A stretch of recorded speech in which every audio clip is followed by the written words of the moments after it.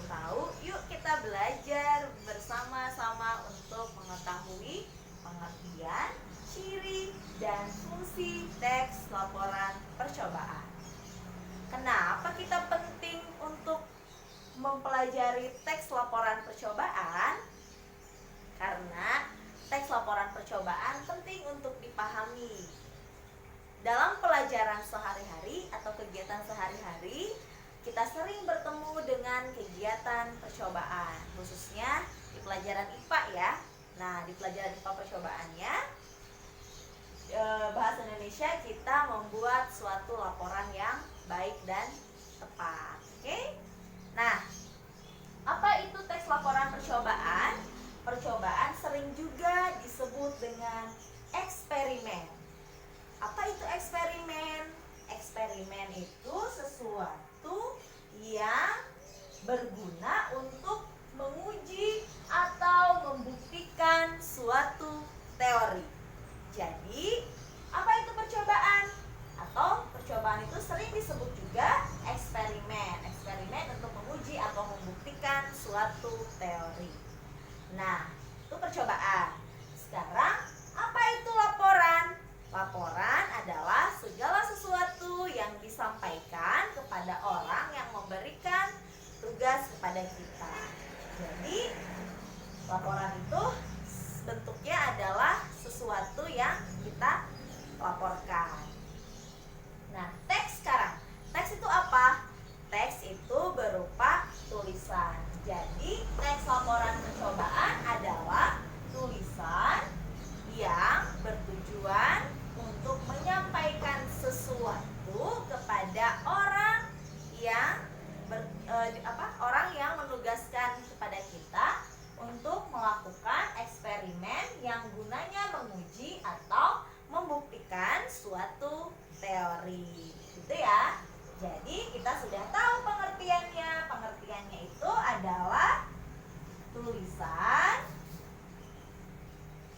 yang bertujuan untuk melaporkan suatu kegiatan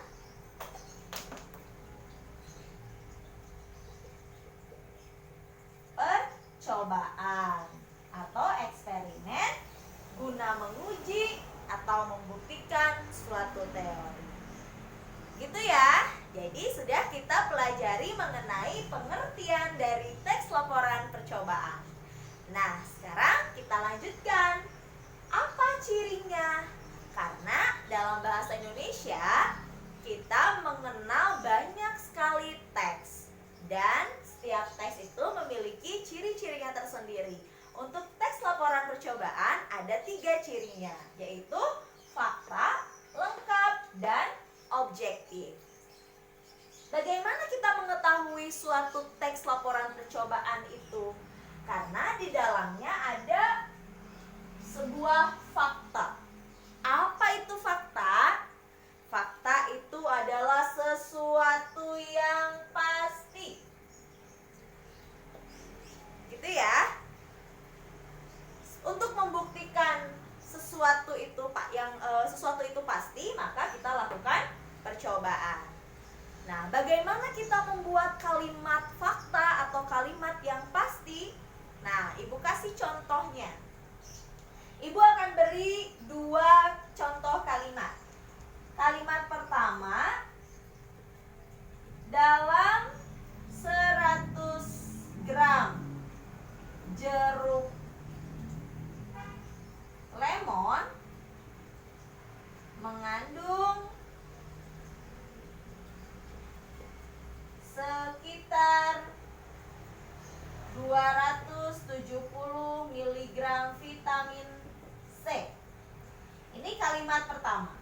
Kalimat keduanya, dalam 100 gram jeruk lemon mengandung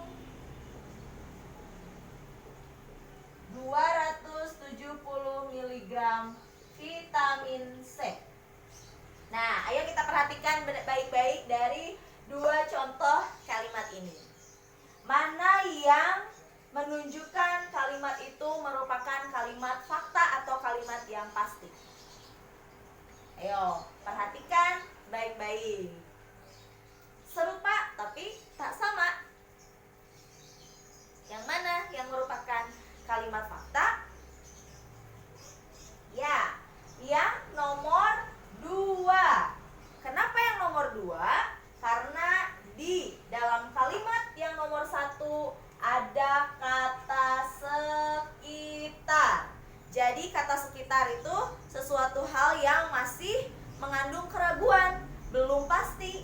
Jadi yang mengandung kalimat fakta itu ada di contoh kalimat kedua. Tidak ada kata sekitar. Jadi kalau kita mau membuat teks laporan percobaan, jangan menduga-duga, jangan masih ada kalimat yang ragu ya. Jadi pasti dalam 100 gram jeruk lemon mengandung 270 mg vitamin C. Begitu ya contohnya ya. Oke, sekarang ciri yang kedua, lengkap. Kenapa dalam teks laporan percobaan harus lengkap? Agar apa yang kita tulis atau apa yang kita laporkan itu bermanfaat. Bermanfaat untuk siapa? Untuk kita khususnya selaku orang yang melakukan percobaan, dan umumnya untuk pembaca teks laporan percobaan yang kita buat. Jadi teks laporan percobaan yang kita buat itu harus lengkap ya, gitu. Lalu yang ketiga, objektif. Apa itu objektif? Objektif itu sesuai dengan keadaan yang sebenarnya. Jadi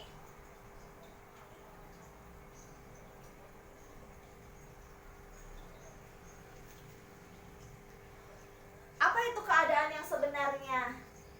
Nah, ketika kita membuat teks laporan percobaan, biasanya kita sudah memiliki hipotesis. Hipotesis. Oke.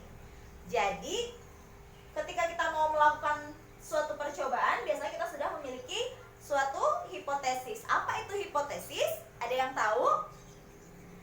Nah, hipotesis itu adalah anggapan dasar